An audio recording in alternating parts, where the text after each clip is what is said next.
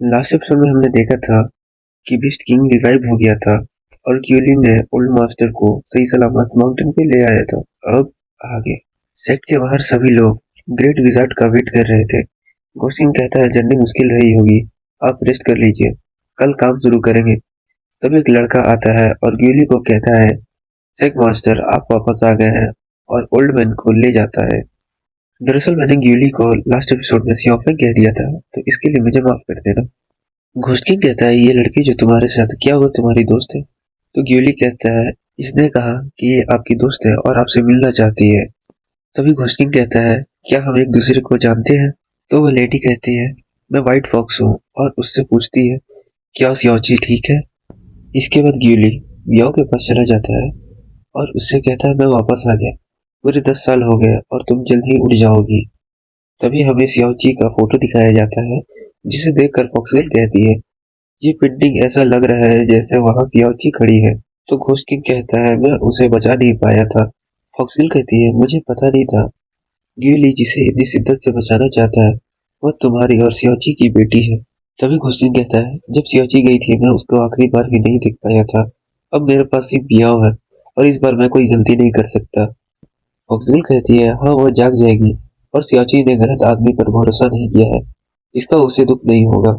इसके बाद हमें सिल्वन को दिखाया जाता है जो बीस्ट किंग का प्रेजेंस फील करके फाइट के लिए रेडी हो रहा था, पर बीस्ट किंग के एक ही अटैक में वह मारा जाता है। फिर बीस्ट डीमन लिंगलोंग की मूर्ति के पास जाता है और बोलता है आखिर तुम चाहती क्या हो? अगर तुम चाहती हो कि मैं मर जाऊं तो बस एक बार बता दो, मैं मर जाऊंगा।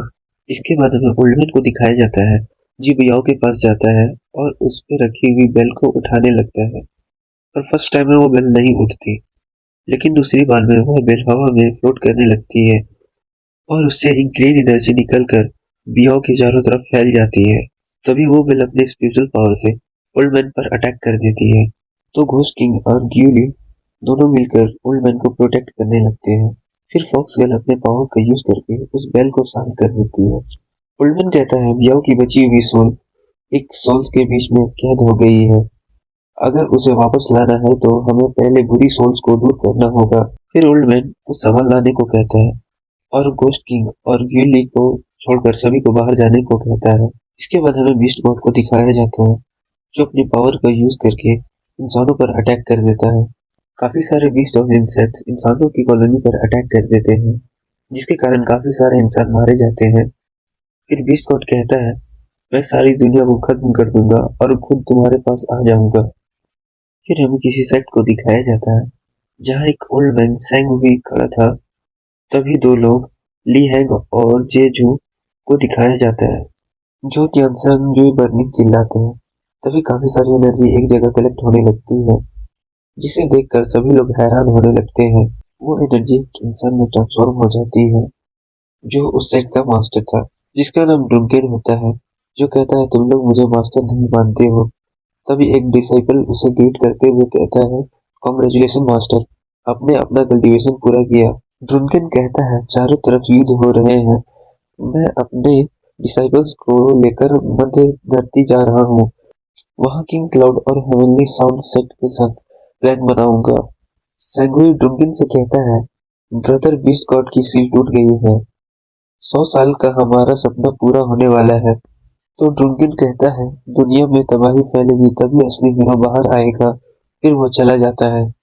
इसके बाद हमें ओल्डमैन को दिखाया जाता है जो रिचुअल की तैयारी कर रहा था।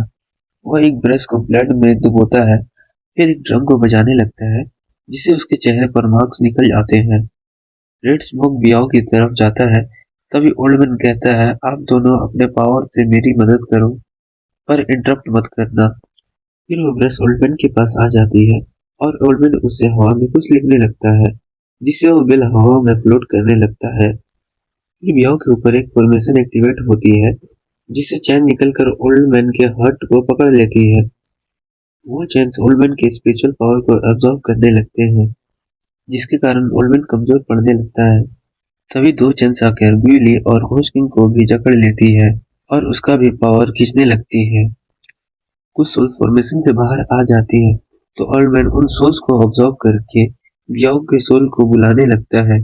तभी बियाओ की सोल बाहर आ जाती है जिससे वहां लगे सभी फ्लावर्स खिलने लगते हैं और बियो की सोल उसकी बॉडी में जाने की कोशिश करती है। पर ओल्ड मैन के काफी ज्यादा थक जाने के कारण वो इस रिचुअल को कंटिन्यू नहीं कर पाते, जिसके कारण उनका रिचुअल फेल हो जाता है।